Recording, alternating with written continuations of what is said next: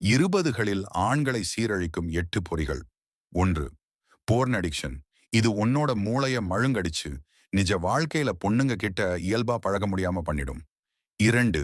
Gaming மற்றும் social media. உன்னோட பொன்னான நேரத்தை திருடி உன்னை ஒரு விர்ச்சுவல் உலகத்திலேயே முடக்கிடும். 3வது தேவையற்ற பிரேக்கப் கவலை.